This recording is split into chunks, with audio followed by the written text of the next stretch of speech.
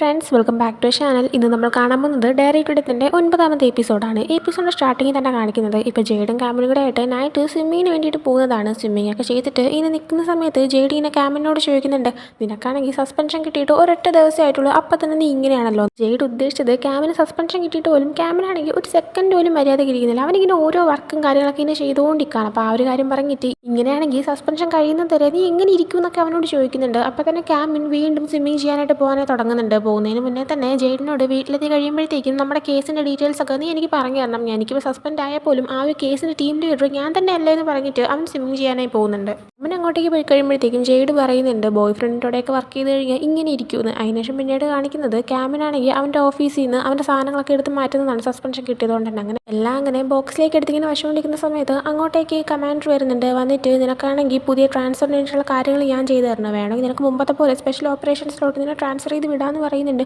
ആ സമയം ജെയ്ഡാണെങ്കിൽ അവനിങ്ങനെ പറഞ്ഞു വിടാൻ നോക്കുന്നതിൽ എതിർക്കാനേ വരുന്നുണ്ട്. എന്നാൽ ക്യാമിൻ ജെയ്ഡിനെ തടഞ്ഞിട്ട് ക്യാമിൻ തന്നെ അയാൾക്ക് മറുപടി കൊടുക്കുന്നുണ്ട്, എൻ്റെ ട്രാൻസ്ഫറിൻ്റെ കാര്യം ഞാൻ നോക്കിക്കോളാം, നിങ്ങളെ ബുദ്ധിമുട്ടിക്കാനായിട്ട് എനിക്ക് തീരെ താല്പര്യമില്ല, അതുകൊണ്ട് തന്നെ നിങ്ങൾ നിങ്ങളുടെ കാര്യം നോക്കിക്കോളാനായിട്ട്.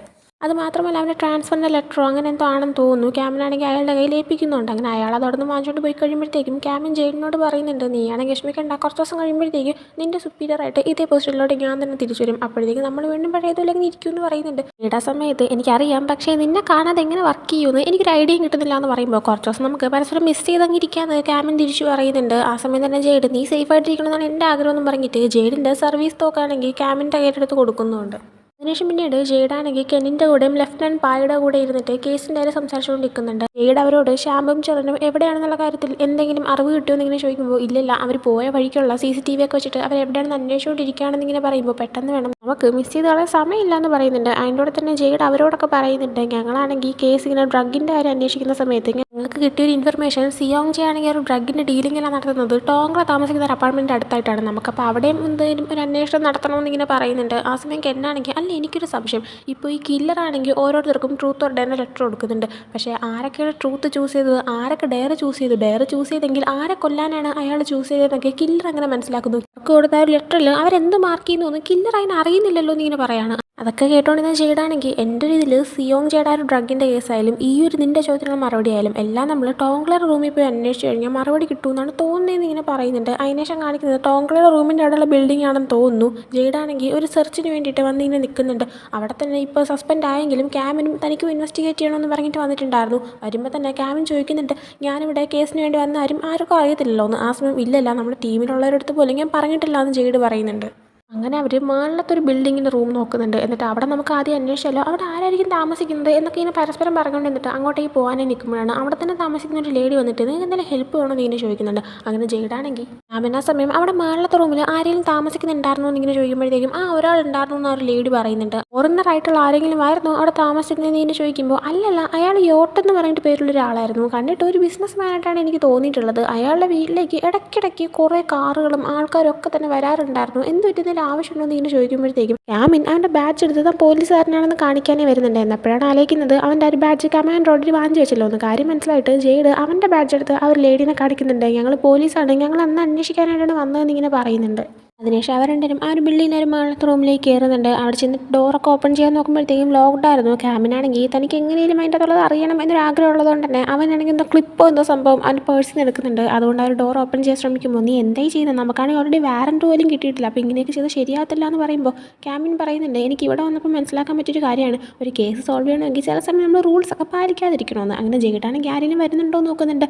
ആ ഒരു നേരം കൊണ്ട് ക്യാമിൻ ആ ഒരു ഡോർ ഓപ്പൺ ചെയ്യുന്നുണ്ട്. അകത്തേക്ക് ചെക്ക് ചെയ്യുന്ന സമയത്ത് ഒരുപാട് കെമിക്കൽസിൻ്റെ ബോട്ടിൽസ് ഇരിക്കുന്നതാണ് കാണുന്നത്. ഈ ഒരു മുറി ഒരു സ്റ്റോർ റൂം പോലെ യൂസ് ചെയ്തിട്ട് ഈ വക സംഭവങ്ങളെല്ലാം തന്നെ ഇങ്ങനെ സൂക്ഷിച്ച് വെച്ചേക്കായിരുന്നു. ഇത് കാണുമ്പോൾ തന്നെ ജെയ്ഡാണെങ്കിൽ അവൻ്റെ ഓഫീസിലുള്ളവരെ വിളിച്ച് ചെയ്യുന്ന കാര്യം പറയുന്നുണ്ട്, നിങ്ങൾ പെട്ടെന്ന് തന്നെ യോട്ട് എന്ന് പറഞ്ഞ ഒരാളെക്കുറിച്ച് അന്വേഷിക്കണമെന്നൊക്കെ. ക്യാമിൻ അതേസമയം ആ ഒരു കെമിക്കൽസിൻ്റെ ബോട്ടിൽസിൽ ഒരെണ്ണം എടുത്ത് നോക്കുമ്പോൾ അവൻ മനസ്സിലാക്കാനേ പറ്റുന്നുണ്ട് ഈ ഒരു കെമിക്കൽസ് എല്ലാം തന്നെ പുയ്ഫയുടെ ഓട്ടോപ്സി ചെക്ക് ചെയ്ത ഡോക്ടർ പുത്തിൻ്റെ ഹോസ്പിറ്റലിൽ നിന്ന് കൊണ്ടുവന്നതാണെന്ന്. അങ്ങനെ ആ ഒരു കാര്യം അവൻ ജെയ്ഡിനോട് പറയുന്നുണ്ട്. അതിനുശേഷം ആ ഒരു റൂമിന് പുറത്തേക്ക് ഇറങ്ങുമ്പോൾ അവർ വിചാരിക്കുന്നുണ്ട്, അല്ല എന്തുകൊണ്ടായിരിക്കും ഈ ഒരു സ്ഥലത്തേക്ക് കൊണ്ടുവന്നിട്ട് ഈ വക സംഭവങ്ങളെല്ലാം സ്റ്റോർ ചെയ്തതെന്ന്. അതേസമയം അവിടെ നിന്ന് ഇങ്ങനെ നേരെ നോക്കുമ്പോഴത്തേക്കും കാണാൻ പറ്റുന്നതും ടോങ്ക്ല താമസിക്കുന്ന ഒരു ബിൽഡിങ്ങിന് അവൻ്റെ റൂം തന്നെയാണ്. അങ്ങനെ എന്തോ ഉണ്ടെന്ന് മനസ്സിലാക്കിയിട്ട് അവർ നേരെ അങ്ങോട്ടേക്ക് പോകാനായി തീരുമാനിക്കുന്നുണ്ട്. നേരെ പോകുന്ന സമയത്ത് ജെയ്ഡാണെങ്കിൽ അവൻ്റെ പോലീസ് ബാഡ്ജ് ക്യാമിൻ്റെ ക്യാമിൻ്റെ കയ്യിലേക്ക് കൊടുക്കുന്നുണ്ട്. അതിൻ്റെ അകത്ത് അവനാണെങ്കിൽ ക്യാമിൻ്റെ ഒരു മുഖം വെട്ടി ഇങ്ങനെ ഒട്ടിച്ചിട്ടുണ്ടായിരുന്നു. കണ്ടു കഴിഞ്ഞാൽ ക്യാമിൻ്റെ ബാറ്റാണെന്ന് തോന്നത്തക്ക രീതിയിൽ. അത് കാണുമ്പോൾ ക്യാമിൻ ചോദിക്കുന്നുണ്ട്, അല്ല ഇതൊക്കെ നീ എവിടെ നിന്ന് സെറ്റ് ചെയ്തെന്ന്. ആ സമയം അതൊക്കെ ഞാൻ റെഡിയാക്കിയെന്നും പറയുന്നുണ്ട്. എന്നിട്ട് ജെയ്ഡ് പറയുന്നുണ്ട്, നിനക്കാണെങ്കിൽ കേസ് ഇൻവെസ്റ്റിഗേറ്റ് ചെയ്യണമെങ്കിൽ നീ ഒരു പോലീസുകാരനാണെന്ന് ബാക്കിയുള്ളവർ അറിയിക്കണം. എൻ്റെ കയ്യിൽ ഇപ്പോൾ ഒരു തോക്കുമില്ല, ബാഡ്ജും ഇല്ല. അതുകൊണ്ട് തന്നെ എൻ്റെ ഈ ഒരു ബാഡ്ജ് നിനക്ക് യൂസ് ചെയ്യാനായിട്ട് വശയ്ക്കാനേ പറയുന്നുണ്ട്. അത് മാത്രമല്ല അതിൻ്റെ പുറകിലാണെങ്കിൽ ജെയ്ഡ് അവൻ്റെ പേര് ഇങ്ങനെ എഴുതിയൊരു സ്റ്റിക്കർ ഒട്ടിച്ചിട്ടുണ്ടായിരുന്നു. അതിങ്ങനെ ഇത് വായിച്ചു നോക്കാനേ പറയുന്നുണ്ട്. ഞാനത് വായിക്കുന്നുണ്ട് ജെയ്ഡ് എന്ന് പറഞ്ഞിട്ട്. ആ സമയം ജെയ്ഡാണെങ്കിൽ അതിലെ പേരല്ല മെയിൻ കാര്യം, ആ ഒരു പേരുള്ള ഞാൻ ശരിക്കും നിൻ്റെ ആണെന്ന് ഇങ്ങനെ പറയുന്നുണ്ട്. ആ സമയം ക്യാമിൻ അവൻ്റെ പെണ്ണെടുത്തിട്ട് ജെയ്ഡെന്ന് മാത്രം കിടന്നത് ക്യാമിൻ്റെ ജെയ്ഡ് എന്നുള്ള രീതിയിൽ ഒന്ന് മോഡിഫൈ ചെയ്ത് എഴുതി വെക്കുന്നുണ്ട്. അത് കാണുമ്പോഴത്തേക്കും ജെയ്ഡിന് സന്തോഷമാവുന്നുണ്ട്. ജെയ്ഡ് എന്നിട്ട് ഓക്കെ ഞാൻ ആ ഒരു ബാഡ്ജ് നിനക്ക് ഇട്ട് തരാമെന്ന് പറഞ്ഞിട്ട് ഇട്ട് കൊടുക്കാനേ തുടങ്ങുന്നുണ്ട്. ആ സമയം പെട്ടെന്ന് ക്യാമിൻ ജെയ്ഡിൻ്റെ കവിളൊരു കിസ് കൊടുക്കുന്നുണ്ട്. നിനക്ക് ഇഷ്ടപ്പെട്ടോ എന്ന് ഇങ്ങനെ ചോദിക്കുന്നുണ്ട്. പക്ഷേ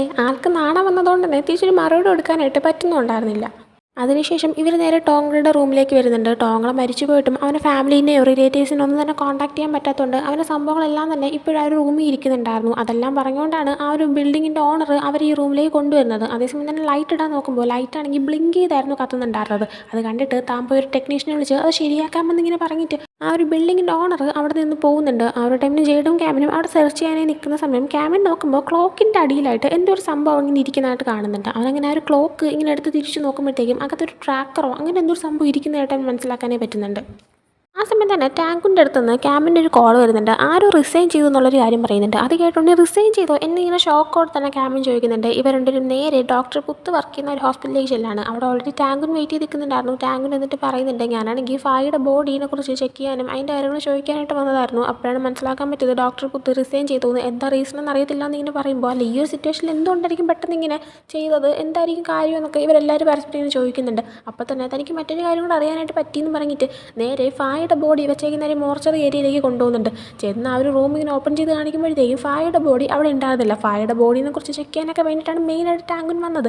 അവിടെ വന്നപ്പോഴാണ് ഡോക്ടർ പുത്ത് റിസൈൻ ചെയ്ത കാര്യം അറിഞ്ഞത്. അങ്ങനെ ടാങ്കുൻ ആ ഒരു ഫായുടെ ബോഡി കാണാൻ വേണ്ടിയിട്ട് അവിടെ ഒരു സ്റ്റാഫിനോട് കാര്യം പറയുന്നുണ്ട്. അങ്ങനെ സ്റ്റാഫ് വന്ന് മോർച്ചറി ഓപ്പൺ ചെയ്ത് കാണിക്കുമ്പോഴാണ് ആ ഒരു ബോഡി അവിടെ ഇല്ല എന്നുള്ള കാര്യം അവൻ മനസ്സിലാക്കുന്നത്. മോർച്ചറിയിൽ നിന്ന് പുറത്തേക്ക് ഇറങ്ങുമ്പോൾ ഈ വക സംഭവങ്ങളെല്ലാം തന്നെ താൻ മനസ്സിലാക്കിയതെല്ലാം തന്നെ ടാങ്കുൻ അവർക്ക് പറഞ്ഞു കൊടുക്കുന്നുണ്ട്. അത് മാത്രമല്ല തനിക്കൊരു ഡൗട്ട് വന്നിട്ട് ഫായുടെ മെഡിക്കൽ റെക്കോർഡ്സ് എല്ലാം ചെക്ക് ചെയ്യാനായിട്ടും ഞാൻ അറിയിച്ചിട്ടുണ്ടായിരുന്നു. അതിൽ നിന്ന് എനിക്ക് മനസ്സിലാക്കാൻ പറ്റത് ഇതേ സെയിം ഹോസ്പിറ്റലിൽ ഡിപ്രഷൻ ട്രീറ്റ്മെൻറ്റിന് വേണ്ടിയിട്ട് അവൾ വന്നിട്ടുണ്ടെന്നാണ്. പിന്നെ ഫായുടെ ബോഡി ആണെങ്കിൽ അന്ന് ആ ഒരു സീനിൽ കളക്ട് ചെയ്യാനായിട്ട് വന്ന ഡോക്ടർ പുത്തായിരുന്നല്ലോ. പക്ഷേ പുത്ത് ആക്ച്വലി അന്ന് ഡ്യൂട്ടിയിലുണ്ടായിരുന്ന ഡോക്ടറല്ല. എന്നിട്ടും അവൻ ആ ഒരു സീനിൽ കറക്റ്റായിട്ട് എത്തി. അതിലെന്തോ ഒരു സംശയം ഉണ്ടെന്ന് പറഞ്ഞിട്ട് തനിക്ക് കിട്ടിയ ഡോക്യുമെൻറ്റ്സ് എല്ലാം തന്നെ അവർ ഇവർക്ക് എടുത്ത് കാണിച്ചു കൊടുക്കുന്നുണ്ട്. ചെക്ക് ചെയ്യുന്ന സമയത്ത് ആ ഒരു ഫായുടെ ബോഡി ഒരു സീനിൽ നിന്ന് കളക്ട് ചെയ്ത ഡോക്ടർ ആരാണെന്ന് പറഞ്ഞിട്ട് പേരിങ്ങനെ എഴുതിയിട്ടുണ്ടായിരുന്നു. പേര് യോട്ടെന്നാണ്. പക്ഷേ പിന്നെ ടോങ്കളെ താമസിക്കുന്നതിൻ്റെ അടുത്തുള്ള ബിൽഡിംഗ് പോയി ചെക്ക് ചെയ്തപ്പോൾ ഒരു റൂമിൽ നിന്ന് കുറേ കെമിക്കൽസ് ഒക്കെ അവർക്ക് കാണാൻ പറ്റിയിട്ടുണ്ടായിരുന്നു. അവിടെ താമസിക്കുന്ന ഒരു ലേഡിയോട് ഫസ്റ്റ് സംസാരിച്ചപ്പോൾ അവിടെ താമസിക്കുന്ന ആളുടെ പേര് യോട്ടെന്നായിരുന്നു പറഞ്ഞിട്ടുണ്ടായിരുന്നത്. ഇപ്പോൾ അവർക്ക് മനസ്സിലാക്കാൻ പറ്റുന്നുണ്ട് ആ ഒരാളും ഈ ഒരാൾ സെയിം തന്നെയാണ്. അത് മാത്രമല്ല ഈ യോട്ട് മറ്റാരുമല്ല പുത്ത് തന്നെയാണ്. പുത്തിൻ്റെ ഒറിജിനൽ പേരായിരുന്നു യോട്ട്.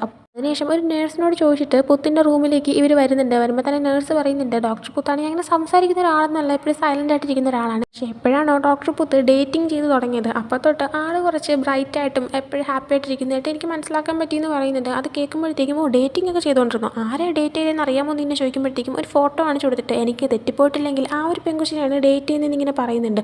നോക്കുമ്പോൾ മറ്റാരുമല്ല ആ ഒരു പെങ്കുച്ചി ഫായി തന്നെയായിരുന്നു. ഇത് കാണുമ്പോൾ തന്നെ ബാക്കി മൂന്നിൻ്റെയും കിളി അടിച്ച് പോകുന്നുണ്ട്. അതേസമയം ഒരു നേഴ്സ് എന്തെങ്കിലും ആവശ്യം എന്നെ വിളിച്ചാൽ മതി എന്ന് പറഞ്ഞിട്ട് അവിടെ നിന്ന് പോകുന്നുണ്ട്. ഇവർ മൂന്നിനും എന്താ ഇവിടെ നടക്കണേ എന്നുള്ള രീതിയിൽ ഇങ്ങനെ നിൽക്കുന്നുണ്ട്. ടാങ്കുനാണെങ്കിൽ അപ്പോൾ അവർ പിള്ളേരൊക്കെ കൊന്നത് ഡോക്ടർ പുത്താണെന്ന് ഇങ്ങനെ ചോദിക്കുമ്പോൾ നമുക്ക് ഉറപ്പിക്കാൻ പറ്റില്ല. പക്ഷേ മോട്ടീവ് വെച്ച് നോക്കുമ്പോൾ അങ്ങനെ ആവാൻ ചാൻസ് ഉണ്ട്. ചാമ്പും ഫായും ഡേറ്റിംഗ് ആയിരുന്ന ടൈമിന് തന്നെ ചാമ്പ് അറിയാതെ ഫായും ഡോക്ടർ പുത്തും കൂടെ ഡേറ്റ് ചെയ്യാൻ തുടങ്ങി കാണുമെന്ന് പറയുന്നുണ്ട്. ആ സമയം ജെയ്ഡാണെങ്കിൽ എന്നിട്ട് ഇവളെപ്പം മരിച്ചെന്ന് അറിഞ്ഞു അപ്പോൾ തന്നെ അവരെടുത്ത് റിവഞ്ച് എടുക്കാനായിട്ട് ഡോക്ടർ പുത്ത് ഇറങ്ങിയതായിരിക്കും എന്ന് പറയുന്നുണ്ട്. ആ സമയം ടാങ്കുൻ പക്ഷേ എന്ന് വെച്ചിട്ട് റിസൈൻ ചെയ്ത് പോകുന്ന സമയത്ത് മോർച്ചറി ഇരുന്ന് ഫായുടെ ബോഡിയൊക്കെ കൊണ്ടുപോകേണ്ട ആവശ്യമില്ലേ, കുറച്ച് സൈക്കോത്തരമൊക്കെ ആയിട്ട് എനിക്ക് തോന്നുന്നുണ്ടെന്നൊക്കെ ഇങ്ങനെ പറയുന്നുണ്ട്. അപ്പോൾ തന്നെ ആ ഒരു ടേബിളിൽ ഡയറി ഇരിക്കുന്ന ക്യാമൻ കണ്ടിട്ട് ഓപ്പൺ ചെയ്ത് നോക്കുന്നുണ്ട്. അതിൻ്റെ അകത്ത് ഓരോരോ ഫ്രണ്ട്സിനെയും ഫായുടെ അവരെയൊക്കെ എങ്ങനെയാണ് കൊല്ലേണ്ടതെന്ന് ഇങ്ങനെ കറക്റ്റായിട്ട് എഴുതി വെച്ചേക്കായിരുന്നു. അതേ രീതി തന്നെയാണ് കൊന്നേക്കുന്നത്. അപ്പോൾ ഇതൊക്കെ ഇങ്ങനെ കാണുമ്പോഴത്തേക്കും ഇതൊക്കെ ചെയ്തത് പുത്ത് തന്നെയാണെന്നൊരു ഇവർക്ക് നല്ല ഉറപ്പ് വരുന്നുണ്ട്. ആ സമയമാണ് ഡോക്ടർ പുത്ത് റിസൈൻ ചെയ്ത കാര്യം അറിയാതെ ലാബ് ഡോക്യുമെൻറ്റ്സ് സൈൻ വാങ്ങാനായിട്ട് ഒരു നേഴ്സ് അതുകൊണ്ട് അങ്ങോട്ടേക്ക് വരുന്നത്. ഡോക്ടർ പുത്ത് അവിടെ ഇല്ലയെന്ന് മനസ്സിലായിട്ടോ ഡോക്ടർ ഇവിടെ ഇല്ല എന്ന് ക്യാമിനോടൊക്കെ ചോദിക്കുമ്പോൾ എന്തൊരു ഇതിൽ ആവശ്യം ഉണ്ടായിരുന്നു എന്നിങ്ങനെ ചോദിക്കുന്നുണ്ട്. ആ സമയം അത് പിന്നെ ലാബ് ഡോക്യുമെൻറ്റ്സ് സൈൻ വാങ്ങാനായിട്ട് ഞാൻ വന്നതാണെന്ന് ഇങ്ങനെ പറയുമ്പോഴത്തേക്കും എനിക്കതൊന്ന് കാണണമായിരുന്നു, ഞാനൊരു പോലീസുകാരനാണെന്ന് പറഞ്ഞിട്ട് ബാഡ്ജ് എടുത്ത് കാണിക്കുന്നുണ്ട്. അങ്ങനെ അവർ നേഴ്സ് ഒരു ഫയൽ കൊടുക്കുന്നുണ്ട്. ഇവർ ഓപ്പൺ ചെയ്ത് നോക്കുമ്പോഴത്തേക്കും കെമിക്കലിൻ്റെ സ്റ്റോക്കും സംഭവങ്ങളൊക്കെ ആയിരുന്നു അതിൻ്റെ അകത്ത് ഉണ്ടായിരുന്നത്. അത് കണ്ടിട്ട് കെമിക്കൽ സ്റ്റോക്കിൻ്റെ ചാർജെല്ലാം നോക്കിക്കൊണ്ടിരുന്നത് ഡോക്ടർ പുത്താണെന്ന് ഇങ്ങനെ ചോദിക്കുമ്പോൾ ആ ഒരു നേഴ്സ് അതേന്ന് പറയുന്നുണ്ട്. അതിൽ കൂടെ തന്നെ ആ ഒരു ഡ്രഗ് ഡീലിംഗ് സ്റ്റീവിൻ്റെ കാര്യത്തിലും ഇവന് പങ്കുണ്ട്, എല്ലാം ചെയ്തത് ഇവൻ തന്നെയാണെന്ന് ഉറപ്പിക്കാനേ പറ്റുകയാണ്. പിന്നീട് അങ്ങോട്ടേക്ക് ഫോറൻസിക് ടീമിനെയൊക്കെ വിളിച്ചു വരുത്തുന്നുണ്ട്. അവരങ്ങനെ ഫുൾ അവിടെ സെർച്ച് ചെയ്യുന്ന ടൈമിന് ഫോറൻസിക്കിൽ ഇറക്കിയെന്ന് ഒരു പെൺകുട്ടി ചോദിക്കുന്നുണ്ട്, അപ്പോൾ ഈ ഒരു കാര്യങ്ങളെല്ലാം തന്നെ ചെയ്തത് ആ ഒരു ഡോക്ടറാണോന്ന്. ആ സമയം തന്നെ ഡോക്ടർ പുത്തിന് ഈ ഒരു കേസിൻ്റെ ആവശ്യത്തിന് ആദ്യം തൊട്ട് എപ്പോഴൊക്കെയാണോ മീറ്റ് ചെയ്തത് അതെല്ലാം തന്നെ ക്യാമിനൊക്കെ ഒന്ന് ആലോചിച്ച് നോക്കുന്നുണ്ട്. എന്നിട്ട് ക്യാമിൻ ഒരു ഡൗട്ട് പറയുന്നുണ്ട്, സിയോങ് ജെയുമായിട്ട് ഡ്രഗ് ഡീലിങ്ങിൽ ഇവന് പങ്കുണ്ട്, ഇവൻ കൊടുത്ത ഒരു കെമിക്കൽസ് ഒക്കെ വെച്ചിട്ടായിരിക്കും സിയോങ് ജെയാണെങ്കിൽ ഡ്രഗ്സ് എല്ലാം ക്രിയേറ്റ് ചെയ്യുന്നത്. പക്ഷേ ഇത്രയും കെമിക്കൽസ് വെച്ചിട്ട് മാത്രം ഒരുപാട് ഡ്രഗ്സ് ഒക്കെ ക്രിയേറ്റ് ചെയ്യാൻ പറ്റുമോ എന്ന് ഇങ്ങനെ ചോദിക്കുമ്പോൾ അതിന് ചാൻസ് ഉണ്ടാവാൻ സാധ്യത ഉണ്ടെന്നൊക്കെ പറയുന്നുണ്ട്. അത് മാത്രമല്ല സിയോങ് ജെയുടെ ഒരു റൂം ചെക്ക് ചെയ്യാനായിട്ട് എപ്പോഴാണ് വാറൻറ്റ് കിട്ടുന്നത് അപ്പോൾ തന്നെ നമുക്ക് ആ ഒരു വെയർ ഹൗസ് ഒക്കെ കയറിയിട്ട് മൊത്തത്തിലങ്ങ് അരിച്ചു പറക്കാമെന്നും ഇവർ പറയുന്നുണ്ട്. ശേഷം ജെയിനെ കാണിക്കുകയാണെങ്കിൽ ഇപ്പോൾ ഹോസ്പിറ്റലിൽ ഇങ്ങനെ ബോറടിച്ച് ഇങ്ങനെ ഫോൺ അങ്ങോട്ടും ഇങ്ങോട്ടൊക്കെ നോക്കി ഇങ്ങനെ കിടക്കുന്നുണ്ട്. ആ സമയം സിയോങ് ജെയിനെ ഓൾറെഡി ക്യാമിനൊക്കെ ക്യാച്ച് ചെയ്യാൻ ശ്രമിച്ച സമയത്ത് വെടിവെച്ച് കൊന്നത് നമ്മളെല്ലാവരും അറിഞ്ഞ കാര്യമാണ്. അയാളെക്കുറിച്ച് ഒരു കേസ് ഇപ്പോൾ അവൻ കാണുന്നുണ്ട്. അതിൻ്റെ അത് അയാളൊരു ഡ്രഗ് ഡീലറാണെന്നും ആ ഒരു ഡ്രഗ് ഡീലിങ്ങിൽ ചാമ്പിന് പങ്കുള്ളതായിട്ട് മനസ്സിലാക്കാൻ പറ്റിയെന്നൊക്കെ തന്നെ ഇങ്ങനെ പറയുന്നുണ്ട്. അത് കേൾക്കുമ്പോഴത്തേക്കും ചാമ്പായിരിക്കും ആ ഒരു കില്ലർ, ചാമ്പ് എന്തെങ്കിലും തെറ്റ് ചെയ്തോ എന്നൊരു ചിന്തയെല്ലാം തന്നെ ജെയ്യുടെ മൈൻഡിലേക്ക് വരുന്നുണ്ട്. ആ സമയമാണ് അങ്ങോട്ടേക്ക് ഒരാൾ കയറി വരുന്നത്. സൗണ്ട് ആയിട്ട് ആരാ നോക്കുമ്പോഴത്തേക്കും ഡോക്ടറായിരുന്നു. വെറും ഡോക്ടറല്ല, ഡോക്ടർ പുത്തായിരുന്നു. ഡോക്ടർ പുത്ത് അവിടെ ഉള്ളൊരു ഡോക്ടറാണെന്നുള്ള രീതിയിൽ ഭയങ്കര അഭിനയിച്ചിങ്ങനെ വരുന്നുണ്ട്. ആ സമയം കാണുമ്പോഴത്തേക്കും അല്ല എൻ്റെ റെഗുലർ ഡോക്ടർ നിങ്ങളല്ലോ എന്ന് പറയുമ്പോൾ നിൻ്റെ റെഗുലർ ഡോക്ടർ ഒരു സർജറിക്ക് വേണ്ടിയിട്ട് ഇപ്പോൾ ലീവിലാണ്, അതുകൊണ്ടാണ് ഞാൻ വന്നത്, ഞാൻ ജസ്റ്റ് ഇതിൻ്റെ ചെക്കപ്പിൻ്റെ കാര്യങ്ങളൊക്കെ പറയാനായിട്ട് വന്നതാണ്. നമ്മൾ CT സ്കാനൊക്കെ എടുത്തപ്പോഴത്തേക്കും നിനക്കിപ്പോൾ കുഴപ്പമൊന്നുമില്ല, നീ ഓക്കെയാണ്, നിനക്ക് നാളെ തന്നെ വീട്ടിലോട്ട് പോകാം, പിന്നെ ഒരുപാട് പുറത്തേക്ക് ഇറങ്ങി നടക്കുക അങ്ങനെയൊന്നും വേണ്ട, ചിലപ്പോൾ കണ്ടീഷൻ വേഴ്സ് ആവാൻ ചാൻസ് ഉണ്ട്, റെസ്റ്റ് എടുക്കാനായിട്ട് പറഞ്ഞിട്ട് ഡോക്ടർ അവിടെ നിന്ന് പോകുന്നുണ്ട്. ദിവസം തന്നെ വീട്ടിലേക്ക് പോകാമെന്ന് അറിയുമ്പോഴത്തേക്കും ജെയ്ക്ക് സന്തോഷമാവുന്നുണ്ട്. അതേസമയം ജെയ്യിനെ നോക്കാനായിട്ട് അവൻ്റെ റൂമിൽ പുറത്ത് നിർത്തി ഡോക്ടർ ഇവനെങ്ങാനും മുങ്ങിയോ എന്നറിയാനായിട്ട് അകത്തേക്ക് ഒന്ന് നോക്കുന്നുണ്ട്. ജെയ്യെ അപ്പോൾ ഞാൻ ഇവിടെ തന്നെ ഉണ്ട് എന്ന രീതിയിൽ ആക്ഷൻ കാണിക്കുന്നുണ്ട്. ആ ഒരു പോലീസുകാരൻ പോകുമ്പോൾ ഇയാളെന്തിനും ഇങ്ങനെയാണ് നെഞ്ചത്ത് കയറിയെന്ന് ഇങ്ങനെ നോക്കുന്നതെന്ന് അവൻ സ്വയം പറയുന്നുണ്ട്. അതേസമയം തന്നെ അവൻ ബെഡിൽ നിന്ന് എഴുന്നേക്കാൻ പോകുമ്പോൾ ബെഡിൻ്റെ സൈഡിൽ നിന്ന് അവനുള്ള ട്രൂത്ത് ഓർ ഡേൻ്റെ ലെറ്റർ അവന് കിട്ടുന്നുണ്ട്. അത് കാണുമ്പോൾ തന്നെ അവന് നല്ല പേടിയാവുന്നുണ്ട്. അതിനുശേഷം ജെയ്ഡ് തിരിച്ച് സ്റ്റേഷനിലേക്ക് വരുമ്പോഴത്തേക്കും കെൻ അവിടെ വർക്ക് ചെയ്തുകൊണ്ടിരിക്കുന്നുണ്ടായിരുന്നു. ടോങ്കളയുടെ മുറിയിൽ നിന്ന് ഇവർക്ക് എപ്പോഴാണ് ആ ഒരു ക്ലോക്കിൻ്റെ ബാക്കിൽ നിന്ന് ഒരു ട്രാക്കർ കിട്ടിയത്, അത് ആക്ച്വലി ഹിഡൻ ക്യാമറയാണ്, അതെപ്പോഴാണ് കിട്ടിയത് അപ്പോൾ തന്നെ ഇതുപോലെ കെന്നിനെ കോൺടാക്ട് ചെയ്തിട്ട് ബെല്ലിൻ്റെ റൂമിൽ ടെക്നീഷ്യൻ എന്ന് പറഞ്ഞ ആരെങ്കിലും വന്നിങ്ങനെ ക്യാമറ എല്ലാം വെച്ചിട്ടുണ്ടായിരുന്നു ഒന്ന് ചെക്ക് ചെയ്യാനായിട്ട് ആവശ്യപ്പെടുന്നുണ്ട്.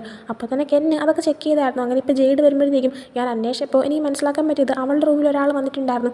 ബെല്ലിൻ്റെ റൂമിലെ ടേബിളിലിരുന്ന പാവയിലാണ് അവൾ നിരീക്ഷിക്കാനായിട്ട് ക്യാമറ വെച്ചിരുന്നത്. മെയിനായിട്ട് ഈ ക്യാമറ വെച്ചാൽ വേറെ ഒന്നിനും അല്ല, ഈ ഒരു ട്രൂത്ത് ഓർ ഡേ ലെറ്ററിൽ ആരെ കൊല്ലണമെന്ന് ഇവർ ചൂസ് ചെയ്തു എന്ന് മനസ്സിലാക്കാൻ വേണ്ടിയിട്ടാണ്. പിന്നെ അത് മാത്രമല്ല ആ ഒരു ഹിഡൻ ക്യാമറ ഫിക്സ് ചെയ്യാൻ വന്ന ആ ഒരു ടെക്നീഷ്യൻ എന്ന് പറയുന്നതും ഡോക്ടർ പുത്ത് തന്നെയായിരുന്നു. അപ്പോൾ ഈ ഒരു കാര്യങ്ങളെല്ലാം പറഞ്ഞു കഴിയുമ്പോഴത്തേക്കും കെന്നാണെങ്കിൽ ചോദിക്കുന്നുണ്ട് ഇപ്പോൾ അവരാണെങ്കിൽ ആരെ ചൂസ് ചെയ്യുന്നു അടുത്ത് ആരെ കൊല്ലണം എന്ന് മനസ്സിലാക്കാനാണ് കില്ലർ ആ ഒരു ക്യാമറ അവിടെ വെച്ചത്. പക്ഷേ എന്തുകൊണ്ട് കില്ലർ പിന്നീട് എടുത്ത് മാറ്റിയില്ല എന്നിങ്ങനെ ചോദിക്കുമ്പോൾ അത് മിക്കവാറും നമ്മൾ ആ ഒരു റൂമിൽ വന്ന് ഓരോന്ന് അന്വേഷിച്ചിട്ട് നമ്മളടുത്ത് എന്തായിരിക്കും ചെയ്യാൻ പോകുന്നത്, എന്തായിരിക്കും പ്ലാൻ ചെയ്യുന്നത് എന്ന് മനസ്സിലാക്കാൻ വേണ്ടിയിട്ട് തന്നെയായിരിക്കും അവിടെ വച്ചിരുന്നതെന്ന് ജെയ്ഡ് പറയുന്നുണ്ട്. അതിനുശേഷം ഇനി എന്താണ് ചെയ്യേണ്ടതെന്ന് ഇങ്ങനെ ആലോചിച്ചിട്ട് എന്തോ നോക്കാനേ വരുന്ന സമയത്താണ് അങ്ങോട്ടേക്ക് ഇൻവെസ്റ്റിഗേഷൻ ടീമിലുള്ള നിക്കോലിയും യൂം ലിയും എല്ലാം തന്നെ ഇവരെ ഹെൽപ്പ് ചെയ്യാനായിട്ട് വരുന്നത്. അവരെല്ലാവരും തന്നെ കുറേ ഡിവൈസും കൊണ്ടുവന്നിട്ടുണ്ടായിരുന്നു. അങ്ങനെ അതെല്ലാം സെറ്റ് ചെയ്തിട്ട് ട്രാക്കിംഗ് ഒക്കെ ചെയ്യാനായിട്ട് തുടങ്ങുന്നുണ്ട്. പക്ഷേ ചാമ്പും ചെറിനോ ഡോക്ടർ പുത്തൊക്കെ ഉള്ള ഏരിയാസ് ഒക്കെ ആയിരിക്കണം. ഇതിൻ്റെ ഇടയിൽ ക്യാമിനെ മിസ് ചെയ്തുകൊണ്ട് തന്നെ ജെയ്ഡ് അവനെ കോൾ ചെയ്യുന്നുണ്ട്. കോൾ ചെയ്തിട്ട് നിൻ്റെ സൗണ്ട് കേൾക്കണമെന്ന് തോന്നി, നിന്നെ ഞാൻ മിസ് ചെയ്തു എന്നൊക്കെ പറഞ്ഞ് സംസാരിക്കുന്നുണ്ട്. ആ സമയം സ്പെഷ്യൽ ഇൻവെസ്റ്റിഗേഷൻ ടീമിലുള്ള അവർ 3 പേരും നിന്നെ ഹെൽപ്പ് ചെയ്യാനായിട്ട് അയച്ചിട്ടുണ്ടായിരുന്നു. അവരെത്തിയോ എന്നൊക്കെ ചോദിക്കുമ്പോൾ അവരിത് എത്തി എന്നൊക്കെ പറയുന്നുണ്ട്. അത് മാത്രമല്ല നിന്നെ എൻകറേജ് ചെയ്യാനായിട്ട് മറ്റൊരു സംഭവം കൂടെ അയച്ചിട്ടുണ്ടെന്ന് പറയാണ്. ആ സമയം ജെയ്ഡ് എന്തെന്നിങ്ങനെ ചോദിക്കുമ്പോഴാണ് ജെയ്ഡിന് വേണ്ടിയിട്ട് ഫുഡ് ഡെലിവറി എന്ന് പറഞ്ഞിട്ടൊരു പയ്യൻ വരുന്നത്. ആ ഒരു പയ്യൻ വന്നിട്ട് ജെയ്ഡിന് വേണ്ടിയിട്ട് വന്ന ഫുഡാണെന്നിങ്ങനെ പറഞ്ഞിട്ട് ജെയ്ഡിൻ്റെ കൊടുക്കുന്നുണ്ട്. ക്യാമിന പയ്യൻ്റെ അടുത്ത് ഇത് ഞാൻ നിൻ്റെ ബോയ് ഫ്രണ്ട് എന്നുള്ള നിലയിൽ നിനക്ക് എൻകറേജ്മെൻറ്റിന് വേണ്ടിയിട്ട് തന്നു വിടുന്നതെന്നാണെന്ന് ഇങ്ങനെ പറയാനായിട്ട് ആവശ്യപ്പെട്ടിട്ടുണ്ടായിരുന്നു. അതും ആ ഒരു പയ്യൻ ജെയ്ഡിൻ്റെ ചെവിയിൽ ഇങ്ങനെ പറയുന്നുണ്ട്. അങ്ങനെ ഒരു പയ്യൻ പോയി കഴിയുമ്പോൾ ജെയ്ഡാണെങ്കിൽ നീ അയച്ചിട്ട സംഭവം കിട്ടിയെന്ന് പറയുന്നുണ്ട്. ആ സമയം ക്യാമിൻ ഓക്കെ നീ എല്ലാവർക്കും അത് ഷെയർ ചെയ്ത് കഴിക്കും, ഞാനാണെങ്കിൽ ഇവിടെ ജെയ്യിനെ കാണാനായിട്ട് ഹോസ്പിറ്റലിലേക്ക് വന്നതാണ്, ശരിയെന്നാൽ പിന്നെ വിളിക്കാമെന്ന് പറഞ്ഞ് കോള് കട്ട് ചെയ്യുന്നുണ്ട്. കോൾ കട്ടിയുമ്പോഴത്തേക്കും ജെയ്ഡാണെങ്കിൽ ലീക്കും യൂക്കും നിക്കോളിക്കൊക്കെ തന്നെ അവർ വന്ന ഫുഡ് കഴിക്കാനായിട്ടൊക്കെ കൊടുക്കുന്നുണ്ട്. അതേസമയം ക്യാമിനെ കാണിക്കുമ്പോൾ ആ ഒരു കോളും കട്ട് ചെയ്തിട്ട് ഇങ്ങനെ ചിരിച്ച് ഷൈ ആയിട്ടൊക്കെ നിൽക്കുമ്പോഴത്തേക്കും ഇതും കൊണ്ടുകൊണ്ട് ടാങ്കുൻ അങ്ങോട്ടേക്ക് വന്നിട്ടുണ്ടായിരുന്നു. ടാങ്കുൻ വന്നിട്ട് എൻ്റെ പൊന്നെ നിന്നെ എങ്ങനെ ജെയ്ഡ് ഇങ്ങനെ മാറ്റിയെടുത്തത്, നീ ഇങ്ങനെയൊന്നും ആയിരുന്നില്ലല്ലോ എന്നിങ്ങനെ പറയുമ്പോൾ ക്യാമിനാണെങ്കിൽ എന്തെങ്കിലും ചേഞ്ച് ആയി പോയെന്ന് ഇങ്ങനെ ചോദിക്കുന്നുണ്ട്. ആ സമയം ടാങ്കുനാണെങ്കിൽ അല്ല നീ മുമ്പ് എപ്പോഴെങ്കിലും ഇതുപോലെ ചിരിച്ചുകൊണ്ട് ഇങ്ങനെ ഫോൺ സംസാരിച്ചുകൊണ്ട് നടന്നിട്ടുണ്ടോ, ഇല്ലല്ലോ, നീ ശരിക്കും മാറിപ്പോയി, അല്ലെങ്കിൽ മാറിപ്പോകാൻ മാത്രം ജെയ്ഡ് എന്ത് പരിപാടി ഒപ്പിച്ചതൊക്കെ ഇങ്ങനെ ചോദിക്കുന്നുണ്ട്. എന്നാൽ ക്യാമിനപ്പോൾ തന്നെ കളിയാക്കുന്ന നിർത്തിയിട്ട് നീ പോയി നിൻ്റെ കാര്യം നോക്കാനായിട്ട് ടാങ്കിനോട് പറയുന്നുണ്ട്. ടാങ്കിനപ്പോൾ എന്നെ ഓടിച്ചിടാനായിട്ട് നിനക്ക് തിടുക്കമല്ലേ എന്ന് ഇങ്ങനെ ചോദിച്ചിട്ട് അവനെ വീണ്ടും 2-3 തവണ കളിയാക്കുന്നുണ്ട്. അതിനുശേഷം ടാങ്കുൻ ശരി എന്നാൽ ഞാൻ പോവാണെന്ന് പറഞ്ഞിട്ട് അവിടെ നടന്നു പോകുന്നുണ്ട്. അങ്ങനെ ക്യാമിൻ നേരെ ജെയ്യിനെ മീറ്റ് ചെയ്യാനായിട്ട് ജെയ്യുള്ള റൂമിലേക്ക് വരാണ്. അവിടെ ഒന്ന് ഡോറിൽ നോക്ക് ചെയ്യുമ്പോഴത്തേക്കും റെസ്പോൺസ് ഒന്നുമില്ല. അങ്ങനെ അകത്തേക്ക് കയറി നോക്കുമ്പോൾ ബെഡിൽ ജെയ് ഉണ്ടായിരുന്നില്ല. മേ ബി ബാത്റൂമിലായിരിക്കും എന്ന് കരുതിയിട്ട് ബാത്റൂം ചെക്ക് ചെയ്യാനായി പോകുമ്പോഴത്തേക്കും കാണുന്നത് ജെയ്യിനെ നോക്കാനായിട്ട് ഇരുത്തിയിട്ടുണ്ടായിരുന്ന ആ ഒരു പോലീസ് ഓഫീസർ അതിൻ്റെ അകത്ത് ബോധം കെട്ട് കിടക്കുന്നതാണ്. അങ്ങനെ ഉടനെ തന്നെ ഈ ഒരു കാര്യമെല്ലാം തന്നെ ജെയ്ഡിനെ കോൾ ചെയ്ത് പറയുന്നുണ്ട്. അതേസമയം തന്നെ ജെയ് എങ്ങോട്ടാണ് പോയെന്ന് CCTV ചെക്ക് ചെയ്തുകൊണ്ടിരിക്കുകയായിരുന്നു. ജെയ്ഡ് അപ്പോൾ താൻ ഉടനെ തന്നെ അങ്ങോട്ടേക്ക് വരാമെന്ന് പറയുമ്പോൾ ഇല്ലല്ല നീ ഇരുന്ന് അവരെ ഹെൽപ്പ് ചെയ്ത് ട്രാക്കിങ്ങിൻ്റെ കാര്യങ്ങളെല്ലാം നോക്ക്. നീ ഇപ്പോൾ ഇങ്ങോട്ടേക്ക് വന്നിട്ടും വലിയ കാര്യമൊന്നുമില്ല. ഞാൻ പെട്ടെന്ന് തന്നെ അറിയാൻ പറ്റുന്ന കാര്യങ്ങളൊക്കെ അന്വേഷിക്കട്ടെ. അന്വേഷിക്കുന്നതനുസരിച്ച് എല്ലാം നിനക്ക് അറിയിച്ചു തരാമെന്നും പറഞ്ഞിട്ട് കോൾ കിട്ടിയുന്നുണ്ട്. ക്യാബിൻ എന്നിട്ട് വീണ്ടും അവർ CCTV ചെക്ക് ചെയ്യുന്ന സമയത്ത് അവിടെ നിൽക്കുന്ന നേഴ്സിനോട് ലാസ്റ്റ് ജെയിനെ പോയി കണ്ടത് ആരാണെന്ന് അറിയാമോ എന്ന് ഇങ്ങനെ ചോദിക്കുന്നുണ്ട്. ആ സമയം അതുമില്ല, റെഗുലർ ഡോക്ടർ ലീവായിരുന്നു. അതുകൊണ്ട് തന്നെ ഒരു സബ്സ്റ്റിറ്റ്യൂട്ടായിട്ട് മറ്റൊരു ഡോക്ടർ ചെക്ക് ചെയ്യാനായിട്ട് വന്നിട്ടുണ്ടായിരുന്നു. അയാളാണ് ലാസ്റ്റ് അകത്തേക്ക് കയറിയെന്നിങ്ങനെ പറയുന്നുണ്ട്. ആ സമയം തന്നെ CCTV കൂടെ ആയിട്ട് ഒരു ഡോക്ടർ ജെയുടെ റൂമിൽ നിന്ന് ഇറങ്ങിപ്പോകുന്ന കാണുന്നുണ്ട്. അത് പുത്താണെന്ന് ഇങ്ങനെ മനസ്സിലാക്കാനും പറ്റുന്നുണ്ട്. അതുകൊണ്ട് ഇതാണ് ആ സബ്സ്റ്റിറ്റ്യൂട്ടായിട്ട് വന്ന ഡോക്ടർ എന്നിങ്ങനെ ചോദിക്കുമ്പോൾ അല്ലല്ല, അതൊരു ലേഡി ഡോക്ടറായിരുന്നു എന്ന് ആ ഒരു നേഴ്സ് പറയുന്നുണ്ട്. കുറച്ച് കഴിയുമ്പോൾ തന്നെ ജെയും ആ ഒരു റൂമിൽ നിന്ന് ഇറങ്ങി പോകുന്നത് ആ ഒരു CCTV കൂടെ ആയിട്ട് ക്യാമിന് കാണാനായിട്ട് പറ്റുന്നുണ്ട്. അങ്ങനെ ക്യാമിനാണെങ്കിൽ കുറച്ച് കഴിയുമ്പോഴത്തേക്കും ജെയിനെ അന്വേഷിച്ച് അവൻ്റെ വണ്ടിയും കൊണ്ട് ഇറങ്ങുന്നുണ്ട്. അങ്ങനെ ക്യാമിൻ പോകുന്ന സമയത്ത് ജെയിനെ വിളിച്ചിട്ടും ആ ഒരു കാര്യം പറയുന്നുണ്ട്. ജെയുടെ അപ്പം നീ എങ്ങോട്ടാണ് പോകുന്നതെന്ന് നോക്കുമ്പോൾ ഓൾറെഡി തന്നെ ക്യാമിൻ ജെയ് അറിയാതെ ജെയുടെ ബാഗിൽ ഒരു ട്രാക്കർ ഇട്ടിട്ടുണ്ടായിരുന്നു. ആ ഒരു ട്രാക്കർ വെച്ച് ജെയ് ഇപ്പം എവിടെയാണുള്ളതെന്ന് ക്യാമിന് അറിയാം. സോ അങ്ങോട്ടാണ് താൻ പോകുന്നതെന്ന് പറയുന്നുണ്ട്. അതും പറഞ്ഞ് മറ്റൊന്നും സംസാരിക്കാൻ നിൽക്കുന്നില്ല, കോൾ കിട്ടുകയാണ്. ഇതേസമയം ജെയിനെ കാണിക്കുമ്പോൾ ജെയുടെ ഒരു ലെറ്ററിൻ്റെ അകത്ത് എന്താണ് ഉണ്ടായിരുന്നതെന്ന് അറിയത്തില്ല. എന്തായാലും ട്രൂത്ത് ഓർഡറിൻ്റെ ലെറ്റർ വെച്ചിട്ട് തന്നെ ആയിരിക്കും അവനിപ്പോൾ ഒരു ഫാം ഹൗസ് പോലത്തെ ഒരു സ്ഥലത്തേക്ക് എത്തുന്നുണ്ട്. അവിടെ എത്തുമ്പോഴത്തേക്കും ട്രൂത്തും ഡെയർ എന്നൊക്കെ പറഞ്ഞിട്ട് എഴുതി 2 പ്രൊജക്ടർ ഇരിപ്പുണ്ടായിരുന്നു. അതിൽ അവൻ്റെ ഫ്രണ്ട്സ്, ഇതുവരെ മരിച്ചുപോയ ഓരോ ഫ്രണ്ട്സും എന്തൊക്കെ മോശം കാര്യങ്ങളാണ് ചെയ്തത്, അവരെങ്ങനെയാണോ മരിച്ചത്, ഇതെല്ലാം തന്നെ വീഡിയോ ആയിട്ട് ഇങ്ങനെ പ്ലേ ആവുന്നുണ്ട്. ഇതെല്ലാം തന്നെ ഇവനിങ്ങനെ കണ്ട് ഷോക്കായി നിൽക്കുകയാണ്. ആ സമയം തന്നെ ആ ഒരു വീണ്ടും ഡോർ ഓപ്പൺ ചെയ്ത് അവൻ്റെ മുന്നിലേക്ക് ഒരു കില്ലർ ഇറങ്ങി വരുന്നുണ്ട്. മാസ്ക് വെച്ചുകൊണ്ടാണ് വന്നത്. അതേസമയം ജെയിനൊക്കെ കാണിക്കുമ്പോൾ ഇപ്പോൾ ചാമ്പ് എവിടെയാണുള്ളതെന്നെല്ലാം തന്നെ ഇവരെന്നെ അന്വേഷിക്കാനായിട്ട് നിൽക്കുകയാണ്. അങ്ങനെ ലൊക്കേഷനൊക്കെ നോക്കി വരുമ്പോഴത്തേക്കും ചാമ്പിൻ്റെ കാർ ഏത് ഏരിയയിലാണ് ഉള്ളതെന്നൊക്കെ ഇവർക്ക് മനസ്സിലാക്കാൻ പറ്റുന്നുണ്ട്. ഒരു വീടിൻ്റെ മുന്നിലേക്കാണ് അവസാനമായിട്ട് ആ ഒരു കാർ വന്ന് നിന്നതെന്നും അവർക്ക് മനസ്സിലാക്കാനേ പറ്റുന്നുണ്ട്.